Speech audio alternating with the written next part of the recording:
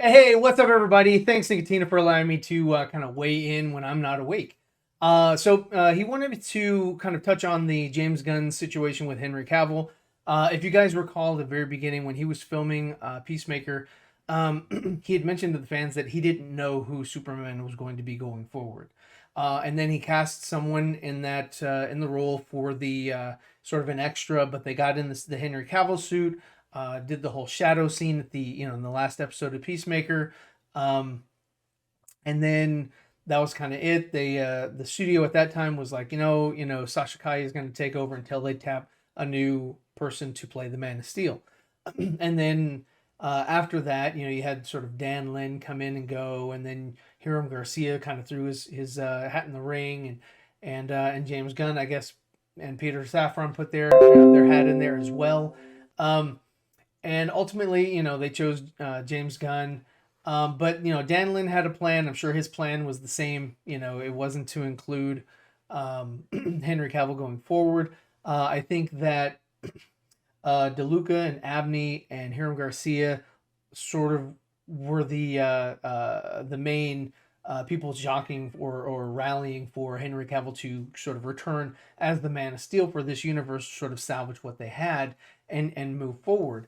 And because Black Adam came out and that was sort of the Henry Cavill scene came out, and the studio came out and told Henry, hey, go promote this. He went on talk shows, or he went on streaming platforms, did interviews. I was talking about they had plans for his character moving forward. So there was more than just like, hey, come out and do a cameo, and then hey, we'll see what else happens. They actually had more talks. They had dialogue going back and forth. So it wasn't just hey, come out and do the cameo, get fitted for the suit, and then if something happens, we'll give you a call.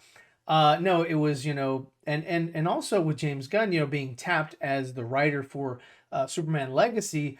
This was also before he got the job as DC film president. And if you remember before that, even way before that, before he even broke ground with the Suicide Squad, Warner Brothers had offered James Gunn Superman, Suicide Squad, and a couple other projects.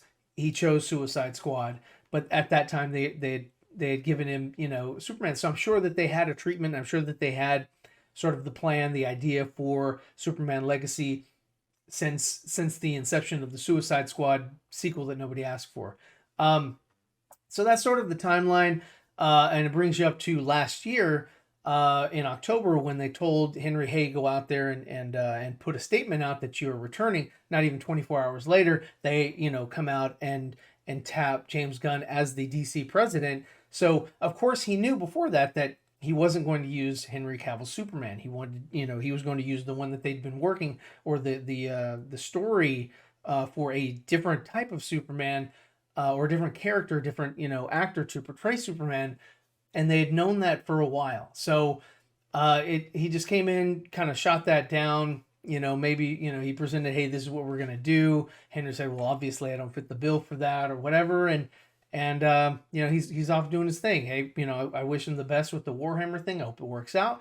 And I'm a huge Henry Cavill Superman fan, and it does suck that it's not happening. But I knew that as soon as James Gunn was tapped as Superman, it wasn't going to happen, and it didn't happen, and that's why he ripped the band-aid off last year. um, and that's why Henry Cavill came out with the other tweet and said, hey, I was told by the studio to do this. So whether the studio was Warner Brothers or $7, that might be the reason why he dropped $7. But whatever happened, that's the reason why, is because he was told, hey, go out and do it, and then he looked like an idiot. I'm glad that he made a statement, because it did shed some light on actually what was going on behind the scenes. And then James Gunn is sort of puts foot in around about who he wants to have play Superman, but he wanted to kind of get it out there. That's why he put the poll about the trunks, trunks or no trunks or whatever. And that's exactly what I was trying to point out in my tweet from last year. I was like, hey, he's trying to get everybody to sort of move past this whole thing, just sort of mourn the death of Henry Cavill Superman yet again, and then sort of maybe invigorate, rally behind, get ready for whatever person that he taps as the Superman character. So that's pretty much it in a nutshell. You know, here we are up to date. You know, and I put out another tweet. You know, I mean, you know, the 5 stages of grief.